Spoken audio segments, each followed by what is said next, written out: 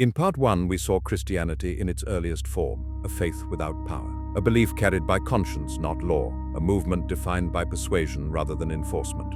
But belief does not remain unchanged once it gains influence. As Christianity moved from the margins of society toward the center of imperial life, it began to take on a new responsibility, not just to inspire individuals, but to organize populations.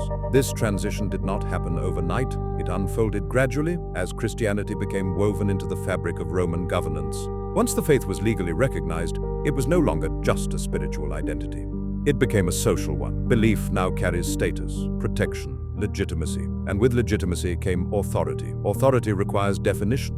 A governing system cannot function if its foundation is unclear, so questions that once existed as discussion points now required answers. Who was Jesus? What did salvation mean? Which teachings were essential? Which interpretations could be tolerated? To resolve these questions, church leaders gathered in councils. Creeds were drafted, doctrines were formalized, boundaries were established. This process was not inherently malicious, it was administrative, but administration changes belief. Faith that once lived in conversation began to solidify into structure.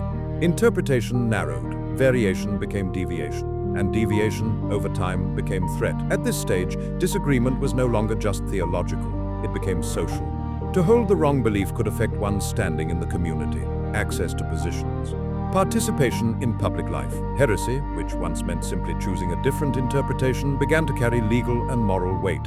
Still, enforcement was limited. This was not yet an era of mass violence. But something important had changed. Belief had crossed a threshold. It now operated with authority.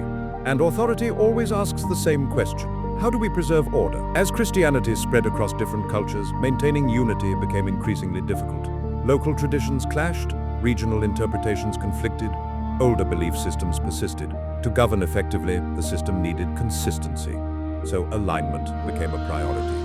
Texts were selected, others were excluded, teachings were standardized for universal use. This is where many alternative Christian interpretations faded from view, not always through force, often through disqualification. If a belief could not be integrated into the approved framework, it was removed from it. This removal did not require violence to be effective. Loss of legitimacy was enough. What remained was a streamlined faith capable of being taught uniformly across vast territories. This version of Christianity could support law, reinforce hierarchy, provide moral justification for authority, and that made it invaluable to the empire. At this stage, belief still relied on consent, but consent increasingly came with consequences. To belong required alignment. To disagree invited exclusion. Faith had not yet become a weapon, but it had become an instrument. The system was now in place. Belief had moved from conviction to institution to authority. And once belief holds authority, the next question becomes unavoidable. What happens when authority is challenged? That question would be answered not in theory, but in action.